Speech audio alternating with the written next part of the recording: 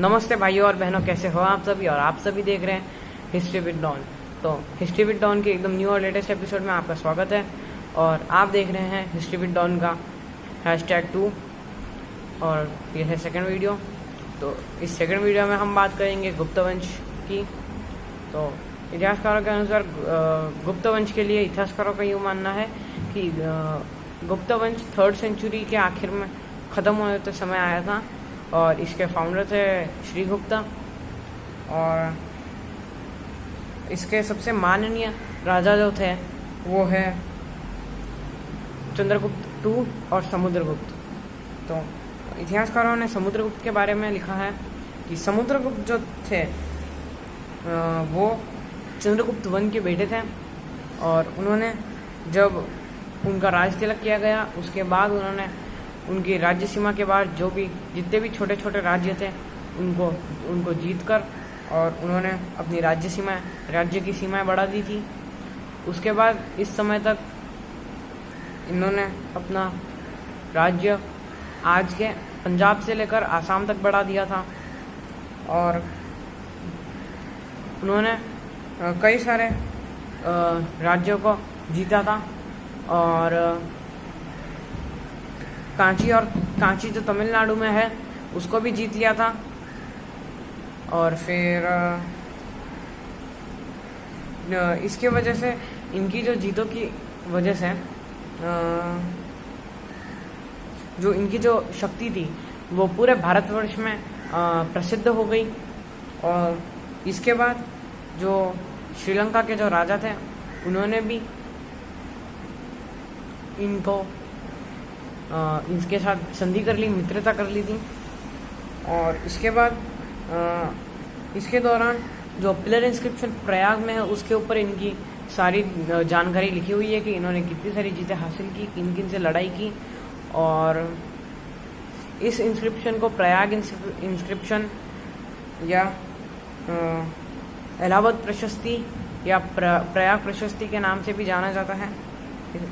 और जो समुद्रगुप्त थे वो बहुत एक्सपर्ट वीणा प्लेयर थे, उनको वीणा बहुत अच्छे से बजाना आता था। और फिर उन्होंने बहुत सारे सोने के सिक्के भी बनाए थे और जिस पे एक तरफ तो उस समय के भगवान का चित्र था और एक तरफ ही उनका समुद्रगुप्त का चित्र था और समुद्रगुप्त के चित्र के बाजू में उनका नाम लिखा हुआ था। और जो एक सिक्के पे पाया गया है कि वो समुद्रगुप्त वीणा बजा रहे थे, ये भी पाया गया है। समुद्रगुप्त के बारे में बस इतनी जानकारी है। और चंद्रगुप्त के बारे में ये जानकारी दी गई है कि समुद्रगुप्त के बाद में जब चंद्रगुप्त II राजा बने तो उन्होंने नॉर्थ वेस्ट में बहुत सारे राज्यों को जीत लिया था। और साथ ही उन्होंने मालवा, गुजरात और सौराष्ट्र को भी अपने राज्य सीमा के अंदर कर लिया था। फिर उन्होंने बहुत अच्छे रिश्ते वाकाटक रूलर्स के साथ भी बनाए। और जैसे कि मैंने आपको पिछले वाकाटक रूलर्स की जो बताया था आपको इतिहास, उसमें जैसा मैंने आपको बताया था कि चंद्रगुप्त II ने उसकी बेटी प्रभावती की शादी रुद्रसेन II से करवा दी थी। और इसी के बाद जो आयरन पिलर है मेहरौली में दिल्ली के पास, वो अभी तक रस्ट नहीं हुआ है, जबकि उसको 1500 साल हो गए हैं बने हुए। और फिर मतलब आप इससे अंदाज़ा लगा सकते हैं कि उनकी मेटलर्जिकल स्किल कितनी अच्छी थी। और उस पिलर पे एक राजा का नाम लिखा हुआ है, जिस राजा का नाम है चंद्र। और इससे पता चलता है कि इससे हम अनुमान लगा सकते हैं कि ये वो पिलर चंद्रगुप्त II के समय का बनाया गया है। और चंद्रगुप्त II के बारे में भी इतनी ही जानकारी दी गई है। इसके बाद मैं आपको बताना चाहूँगा चाइनीज़ ट्रैवलर्स के बारे में, जो कि 2 ट्रैवलर्स थे और दोनों अलग अलग समय में आए थे। एक वर्धमान डायनेस्टी के समय में और एक चंद्रगुप्त II के समय में। तो जो वर्धमान डायनेस्टी है उसकी हम लोग अगले वीडियो में बात करेंगे डिटेल में। फिलहाल अब हम इन दो ट्रैवलर्स की बात करेंगे। तो सबसे पहला ट्रैवलर है जो वर्धमान डायनेस्टी के समय आया था, वो है यू च्वांग। यू च्वांग जो ट्रैवलर है उसने तकरीबन पूरे भारत की सैर कर ली थी, पूरे भारत घूमा था। और जब वो महाराष्ट्र गया, महाराष्ट्र के लोगों के बारे में उसने ऐसा लिखा था कि महाराष्ट्र के जो लोग हैं वो बहुत प्राउड फील करते हैं अपने खुद के बारे में, बहुत प्राउड फीलिंग है। फिर जो भी मराठास के ऊपर कोई एहसान करता है तो वो एहसान भूलते नहीं हैं। और फिर उनके ऊपर वो भी लिखा हुआ है कि जो भी उनकी इंसल्ट करता है उनको वो छोड़ते नहीं हैं। फिर वो किसी को हार्म नहीं करना चाहते हैं, किसी को दुख नहीं पहुंचाना चाहते हैं, वो सबका ध्यान रखते हैं और वो सबकी मदद भी करते हैं।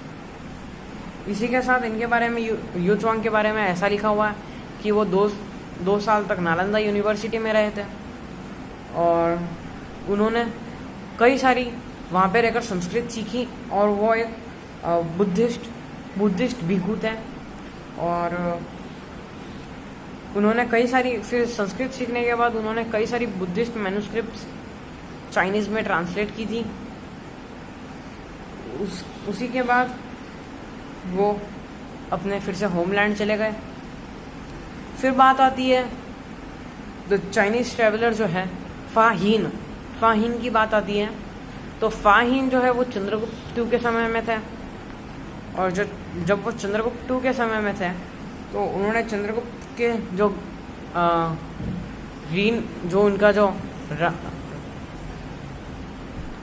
उस समय की जो जिंदगी थी उसके बारे में डिस्क्राइब किया गया है। और फिर इसमें यह भी बताया गया है कि उनकी जो किताब है उसमें उन्होंने ऐसा लिखा हुआ है कि जो भारत की जो सिटीज़ थी वो बहुत ही बड़ी थी और अच्छी खतरनाक थी। और फिर इस समय में जो गुप्त पीरियड में ये सब था और जो ट्रैवलर्स आते थे दूर दूर से उनके लिए भी इनके पास बहुत सारा सामान, मतलब गेस्ट हाउस जैसा टाइप था, गेस्ट हाउस का। और इन्होंने सेवरल चैरिटेबल ट्रस्ट भी बनाए हुए थे, चैरिटेबल ऑर्गेनाइजेशन थी। फिर जो सिटी थी उसमें हॉस्पिटल्स थे जिधर free of cost, free of charge सबका इलाज हो सकता था, गरीब लोगों का। और मंदिर भी बहुत सारे थे, बड़े बड़े थे। और उसमें ये भी लिखा हुआ है कि जो उधर उस जमाने के जो लोग थे वो अपनी मनचाही ऑक्यूपेशन कर सकते थे, मतलब जो वो करना चाहे वो कर सकते थे। और उसके बाद जो गवर्नमेंट ऑफिसर्स और सोल्जर्स जो थे, राजा के सैनिक, उनको रेगुलरली सैलरीज दी जाती थी, लेट नहीं होते थे मतलब। और फिर इसी के बाद उस समय के लोग झगड़ा झगड़ी नहीं करते थे, वायलेंस नहीं करते थे। और गुप्तास का जो रूल था वो बहुत एफिशिएंट था। इसी के साथ मैं अपनी ये वीडियो ख़त्म करना चाहूँगा। मैं आपसे ये उम्मीद रखूँगा कि आप अपने फ़ोन से मेरे इस चैनल को लाइक, सब्सक्राइब एंड शेयर करें। Thank you.